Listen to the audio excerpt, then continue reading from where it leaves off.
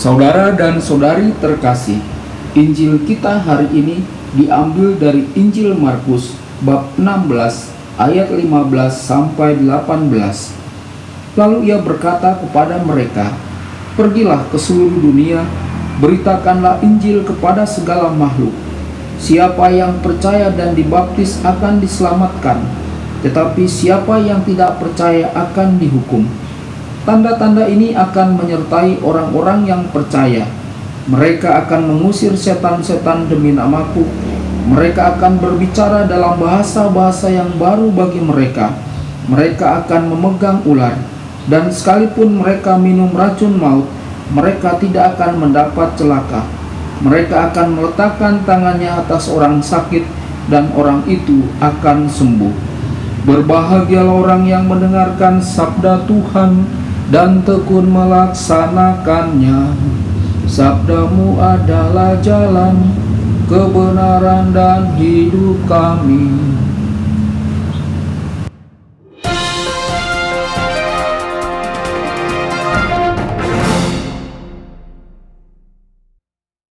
Saudara dan saudari terkasih, jumpa lagi dengan saya Romo Tedens dalam saluran Warta Kabar Sukacita. Semoga Anda semua tetap dalam keadaan sehat dan tetap berbahagia. Injil kita hari ini diambil dari Injil Markus bab 16 ayat 15 sampai 18. Tanda yang menyertai pewartaan Injil. Saudara dan saudari, Yesus menampakkan diri kepada ke-11 murid dan mencela mereka karena mereka tidak mempercayai orang-orang yang telah melihatnya bangkit.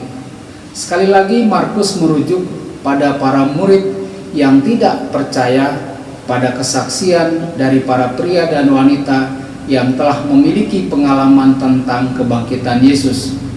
Mengapa hal ini terjadi? Mungkin untuk mengajarkan dua hal. Pertama-tama, iman kepada Yesus berjalan melalui iman orang-orang yang memberikan kesaksian. Lalu yang kedua, bahwa tidak seorang pun hendaknya menjadi putus asa ketika ketidakpercayaan datang dari hati. Bahkan ke-11 murid memiliki keraguan. Kemudian Yesus memberi mereka misi untuk mewartakan Injil kepada semua orang. Persyaratan yang Yesus berikan adalah percaya dan dibaptis. Kepada mereka yang memiliki keberanian untuk mempercayai Injil akan dibaptis. Yesus menjanjikan tanda-tanda berikut bagi mereka. Mereka akan mengusir iblis. Mereka akan berbicara dalam bahasa yang baru. Mereka akan memegang ular dan tidak terluka seandainya mereka meminum racun yang mematikan. Dan mereka akan meletakkan tangan mereka pada orang sakit, dan orang sakit itu akan sembuh. Saudara dan saudari, mengusir iblis adalah melawan kekuatan jahat yang menghancurkan kehidupan. Memiliki karunia bahasa adalah dengan mulai berkomunikasi dengan orang lain dalam bentuk baru. Kadang-kadang kita menemukan seseorang yang belum pernah kita lihat sebelumnya, tetapi tampaknya kita telah mengenalnya untuk waktu yang lama. Hal ini terjadi karena kita berbicara bahasa yang sama, yakni bahasa cinta. Mereka tidak akan terluka jika mereka mengambil racun mematikan. Ada banyak racun dalam hidup bersama, misalnya gosip yang menghancurkan hubungan antar sesama manusia. Orang yang tinggal di hadirat Allah adalah orang yang tidak akan bergosip. Menyembuhkan orang sakit, di mana ada kesadaran tentang kehadiran Allah, maka di sana ada kepedulian terhadap orang yang tertindas dan tersingkirkan, terutama orang sakit.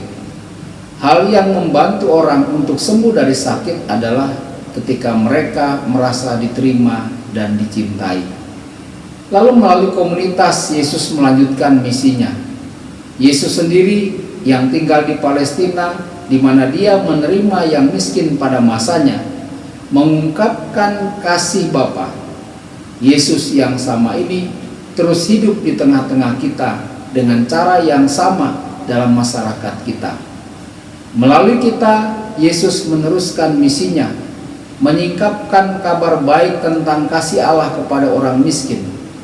Saudara dan saudari, bahkan dewasa ini kebangkitan terjadi sehingga kita berkata, siapa yang akan memisahkan kita dari kasih Kristus? Tidak ada kuasa dunia ini yang dapat melawan kekuatan yang berasal dari iman akan kebangkitan. Saudara dan saudari terkasih, komunitas yang ingin bersaksi tentang kebangkitan harus menjadi tanda kehidupan, harus berjuang melawan kekuatan kematian dengan cara agar dunia menjadi tempat yang baik untuk kehidupan, dan harus percaya bahwa dunia yang berbeda adalah mungkin. Saudara dan saudari, komunitas Kristiani harus menjadi bukti hidup dari harapan untuk menjadi bahagia. Refleksi pribadi bagi kita melalui firman Allah pada hari ini. Apakah kita melanjutkan misi Yesus dalam hidup kita di tengah masyarakat kita? Tuhan Yesus memberkati dan menyertai Anda semua. Sabda Allah adalah kebenaran.